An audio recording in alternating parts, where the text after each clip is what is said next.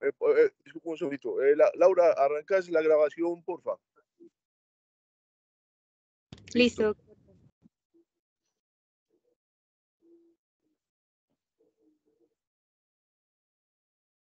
Bueno, muy buenos días para todos. Yo soy Diana Cristina Varela, soy médica internista y reumatóloga de la Universidad Pontificia Bolivariana, epidemióloga de la Universidad del CES y Universidad del Rosario, y tengo un máster en enfermedades autoinmunes de la Universidad de Barcelona. No tengo ningún conflicto de intereses para esta charla y estas son mis redes sociales por si alguno desea seguirnos. Este es el artículo que vamos a discutir hoy. Es clústeres de anticuerpos que pueden predecir algún perfil en lupus eritematoso sistémico, algún desenlace. Sabemos que el lupus es una enfermedad bastante heterogénea que puede afectar cualquier órgano y que tal vez la mejor forma de entender es estratificarlo por endotipos. Se han descrito a nivel de investigación más de 200 anticuerpos, pero realmente pues en la práctica clínica no tenemos acceso a todos estos anticuerpos y que también hay muchas cosas que quedan aún en el aire de eso. Por eso este estudio solamente se enfocó en los 20 principales anticuerpos o los que tienen mayor prevalencia o mayor utilidad clínica. También evaluaron los 29 patrones de ANA que están en el último consenso y que también los podemos encontrar en la página de ANA Patterns, y se hizo un estudio o un análisis estadístico que se llama aprendizaje automático o Learning Machine, que busca interacciones de grandes conjuntos de datos y que tienen varios datos en el tiempo para poderlos analizar así, y que tienen tanto datos clínicos como datos de anticuerpos, por lo cual, pues para cualquier estadístico, esto es son cortes muy difíciles de analizar, y por eso estos nuevos métodos que están surgiendo en la epidemiología están ayudando a tener un mayor panorama para los análisis.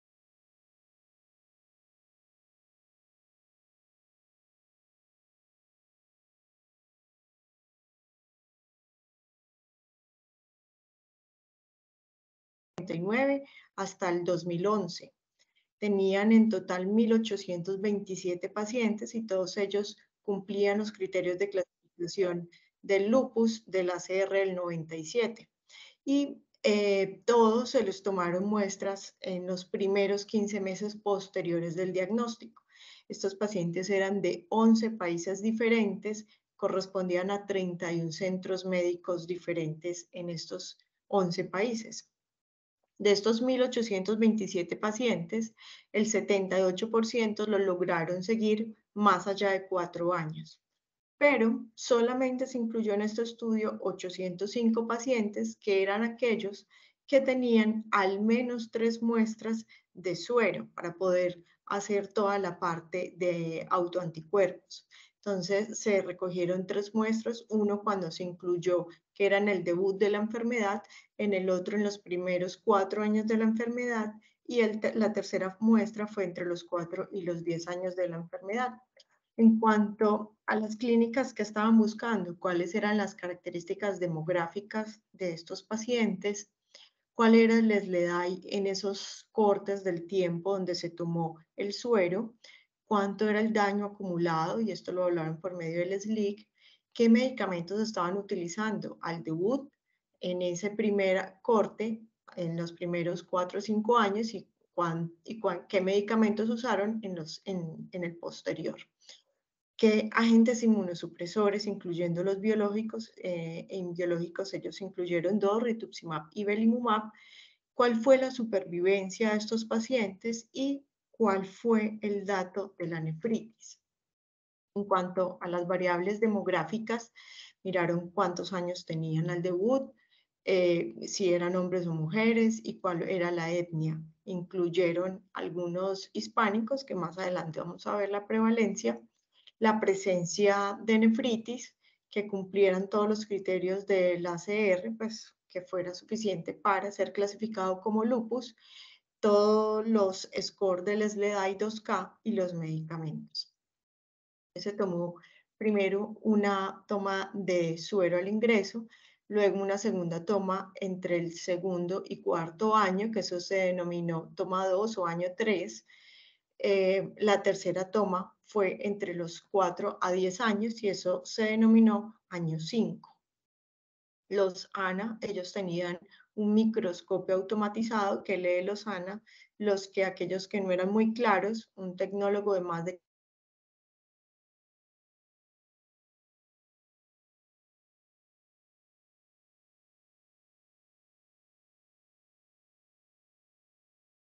tres. Esto se basó en la clasificación que hay actual de los ANA y todos los ANA que estaban menores a 1 en 80 los repitieron y también en el tiempo hicieron selección aleatoria de los ANA que eran positivos a mayor de estos títulos para confirmar que sí era efectivamente el patrón de ANA que estaba siendo descrito. Utilizaron varios software, 4 software para poder hacer este análisis. Hicieron inicialmente un análisis de componentes principales, se hacen según la varianza, se forman conglomerados y hacen algoritmos de agrupamiento. Luego de esto hacen curvas de supervivencia de cada conglomerado que se encuentra y después de esto hacen un riesgo proporcional. Entonces, estos fueron los resultados iniciales. Miren que la edad promedio al diagnóstico fue de 35 años. La mayoría, como siempre, en la corte de lupus son mujeres. En este caso fue el 88%, que tiene la misma distribución que se ha descrito en las cortes de 8 a 1, de 9 a 1. El promedio de seguimiento era de 0.58 años, es decir, medio año. Cumplían los criterios de lupus y aquí la etnia predominante fue la caucásica, los blancos en un 52.3%. Los hispánicos teníamos muy poca representación en un 6.3%. La nefritis al ingreso fue del 28%. En general de la corte, vamos a ver que esto cambia de acuerdo a los clústeres que se identificaron y al año 5 ya había subido la prevalencia al 36.6%. El SLEDAI de ingreso fue de 5.4, el daño acumulado era bajo y el uso de glucocorticoides y de los antimaláricos pues fueron los que tuvieron mayor prevalencia en toda la corte, tanto al inicio como al año 5. ¿Qué patrones de ANAS fueron los que más se encontraron? Pues el que más prevalente se ve en esta cohorte fue el moteado fino en un 39% y del homogéneo en un 34.9%, seguido por moteado grueso, citoplasmático, y estos citoplasmáticos eran dos, el AC19 y el AC20.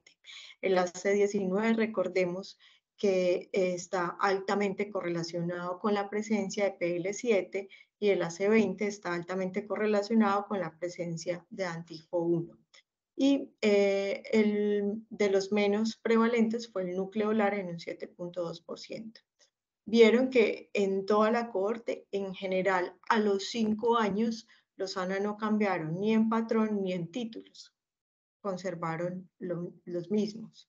En cuanto a anticuerpos, el más prevalente para toda la cohorte fue el RO60 en un 42%, seguido por el RO52.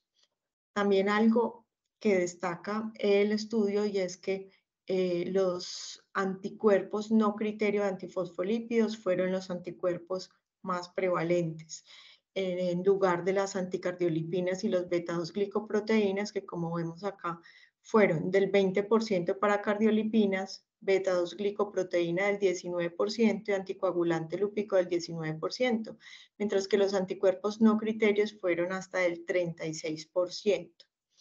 Los anti-DNA doble cadena un 34%, antistonas 31%, RNP del 28%, perribosomal del 24% y un SMIT del 22%. En general, los anticuerpos tampoco cambiaban mucho a lo largo del tiempo. Entonces, cuando hicieron toda esta agrupación por las diferencias clínicas, por anticuerpos, por patrones de ANA, pues se encontraron finalmente o se pudo hacer 4 clústeres. El clúster número 1 estaba en un 17%. ¿Quiénes eran estos pacientes? Eran pacientes que eran predominante más de raza negra. Tenían una mayor presencia de SMID y RNP. Eran mucho más jóvenes en el inicio de la enfermedad. Tenían una mayor actividad acumulada de la enfermedad en el tiempo y tenían mayor, sobre todo, daño acumulado de piel y alopecia. Tenían también una frecuencia mucho más alta de uso de rituximab e inmunosupresores, eran los que tenían los patrones de ANA muchísimo más altos y el patrón de ellos característico eran los ANA moteados gruesos. ¿Cuál era el clúster número 2? Fue el mayor o el más prevalente de todos. Estaba en un 46.7%. Tenía una alta frecuencia anti-DFS70, una baja frecuencia anti-DNA. Eran los que empezaban de manera más tardía, eran los más caucásicos, tenían menos proporción de nefritis lúpica, tenían menos actividad de la enfermedad, utilizaban menos inmunosupresores y biológicos y tenían los ANA a títulos muchísimo más bajos. ¿Cuál fue el clúster número 3? Estaba en un 9.9%. Eran los que tenían mayor frecuencia, no solamente de SAF, porque ya tenían algún evento trombótico, sino que también tenían mayor prevalencia de anticuerpos para SAF. Eran también más caucásicos, tenían un mayor SLEDAI, tenían mayor hipocomplementemia, tenían mayor componente de lupus neuropsiquiátrico y tenían una mayor prevalencia de accidentes cerebrovasculares. En el clúster número 4 era el 26.3%, eran los que tenían mayor positividad para muchísimos anticuerpos, tenían anti-DNA, histonas, perribosomal, RO, tanto 60 como 52, la PCN, anticentrómero, eran más asiáticos, tenían SLEDAI más altos y tenían diferentes patrones de ANAS, tanto homogéneo, moteado fino y citoplasmático. Entonces, aquí podemos ver que el clúster más prevalente, si recordamos el anticuerpo anti-DFS70, pues se ha relacionado más en otras cortes y en otros estudios, primero con enfermedades sanas, con enfermedades no relacionadas con lupus y con lupus con muchísimo menos actividad. Entonces era como lo que uno puede denominar un lupito, aquellos que tenían uno sana, una trombocitopenia y no más allá. El clúster 1 son los pacientes que de pronto vemos más en la práctica clínica, nosotros, que son pacientes de raza negra, que pueden tener ese componente SMID y RNP, que tienen mucha más nefritis lúpica, tienen algo de escleriforme también, de alteraciones escleriformes. Ese clúster 3, que es lupus y SAF, que también sabemos que de entrada puede tener un mayor mal pronóstico, y el clúster 4 son esos pacientes que tienen una mayor poliautoinmunidad. Aquí los encontraron más con presencia de síndrome de Sjögren y también con presencias de anticuerpos anticentrómero que puedan tener una superposición con una esclerosis sistémica. Entonces, estos fueron los ANA que miremos que el AC1 tenía un mayor predominante en el clúster número 4, que son los pacientes con poliautoinmunidad. El AC4 tenía, que es el moteado fino, tenía una mayor prevalencia en el clúster 3, que son aquellos que tienen mayor antifosfolípido. El moteado grueso está mayor prevalencia en el clúster 1, que son esos pacientes de raza negra, SMID y RNP positivo, y el AC19 estaba pues en baja prevalencia en todos, pero se podía denominar más en el clúster 4, que son esos pacientes con poliautoinmunidad. SMID y RNP ven que son muchísimo más altos en el clúster 1 y que se mantienen en el tiempo, que para el clúster 2, que son, digamos, los lupitos o los lupus menos graves, tanto al año 3 como el 5 incluso, aumenta la prevalencia y permanece en el tiempo. Todos los anticuerpos antifosfolipídicos estaban mayor presentes en el clúster 3, con una gran diferencia, y mire que todos los anticuerpos restantes estaban con muchísima mayor prevalencia en el clúster 4 o de poliautoinmunidad. Grupo 1, grupo 2, grupo 3 y grupo 4. Acá vemos las características. Grupo 1 habíamos hablado que eran los pacientes muchísimo más jóvenes y el grupo 2 pues que inició un poco más tardío. Los pacientes negros o africanos tenían una mayor prevalencia en el grupo 1, mientras que el grupo 2, 3 y 4 pues predominaban los caucásicos, aunque también hay que tener en cuenta que eran los que era el 50% de la cohorte. Los pacientes con nefritis, mire que se da alrededor del 50%, sobre todo en el grupo 1 y en el grupo 3, con una menor prevalencia en el grupo 2, que son aquellos que son ese lupus de poco daño. Al igual que se ve mucha más diferencia en el SLEDAI, pues que en todos los grupos, excepto en el grupo 2, tiene un SLEDAI mucho más alto. Y la hipocomplementemia está mucho más presente en los pacientes que tienen anticuerpos antifosfolipídicos presentes.